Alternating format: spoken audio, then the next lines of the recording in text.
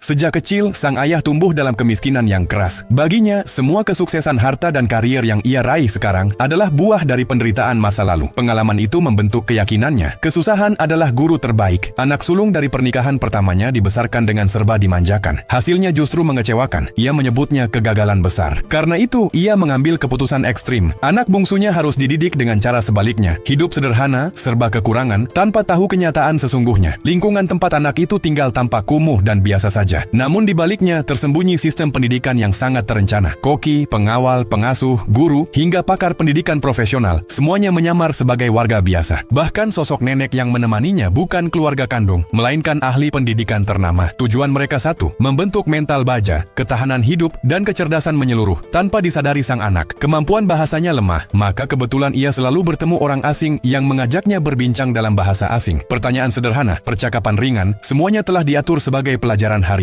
Bahkan saat malam tiba, ia ditemani alunan musik piano kelas dunia yang diputar seolah datang dari rumah sebelah. Dari luar, hidupnya terlihat menyedihkan. Teman-temannya menganggap ia anak miskin yang malang. Bahkan orang tua lain menjadikan kisahnya sebagai contoh agar anak mereka lebih bersyukur. Padahal, seluruh hidupnya adalah panggung besar. Diawasi, diarahkan, dan dikendalikan tanpa henti. Ibunya sempat menentang keputusan ini. Pertengkaran besar pun terjadi. Namun sang ayah tetap bersikeras, bahkan bertekad menyerahkan seluruh warisan kepada anak bungsu itu.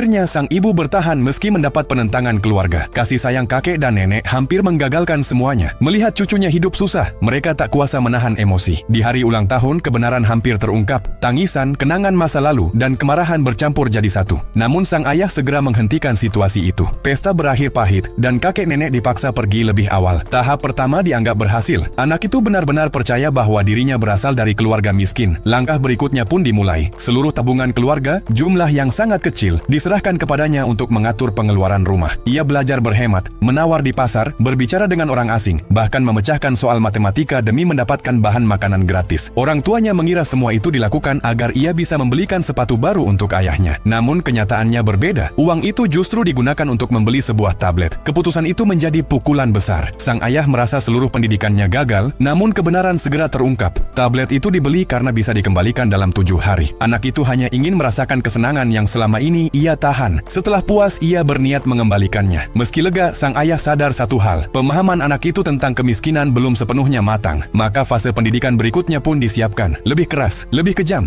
Karena bagi sang ayah, penderitaan adalah pelajaran terakhir sebelum dewasa.